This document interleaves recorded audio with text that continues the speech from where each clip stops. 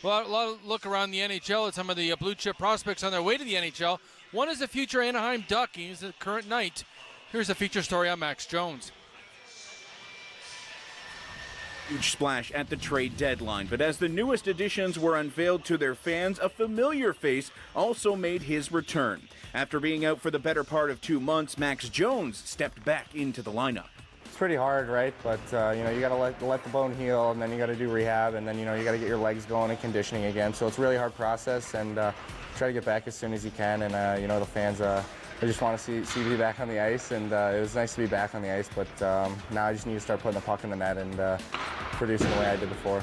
Jones has become known league-wide for his offensive talents, but also his physical style, which the coaches are happy to have returned to the club. I mean, he's huge. He was a huge part of the Mem Cup last year. He was a big part of our first 15, 18 games at the beginning of the year. A guy with his speed, his talent, and his tenacity out there is very, very hard to fill that hole. So to get him back, I know it's a huge boost, not to mention leadership and, stuff like, he's been through this before, so it's good to have another guy just, at the table.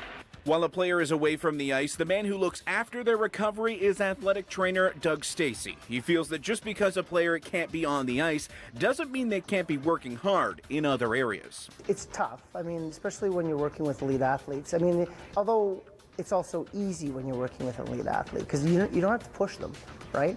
It's often like a racehorse that you got to pull back, and guide them through what you need to do. So that's often easier than trying to push them to do the things you want to do.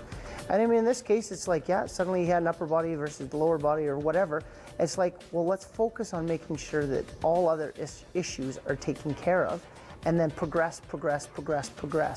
The Jones family has been dealing with multiple injuries as Max's older brother Mitch has been recovering as well and just recently returned to the ice himself. Max says the two brothers leaned on each other for support. He was injured too. He had the broken leg, so when I broke my arm, he kind of supported me through it, and then I supported him through his rehab and stuff and get back. And obviously his was more traumatizing, but I don't know. I think just the support of family and especially my brother, just looking up to him. It meant a lot to me and getting back and just kind of rehabbing just like he did. This being Jones' second injury this season, he has been limited to under 20 games, but feels he's 100% for the remainder of the schedule. You don't want to come back 60 or 70 or 80. You want to be a full 100%, and that's just the way we did things here in the past 4-6 weeks, right? So, he did a really good job at rehabbing my arm and getting it back the way it's supposed to be. So. And with the new additions, plus the return of Jones, the Knights feel confident with their lineup down the stretch and into the playoffs. It's huge. I mean, he brings so much different assets to our team, penalty killing, power play.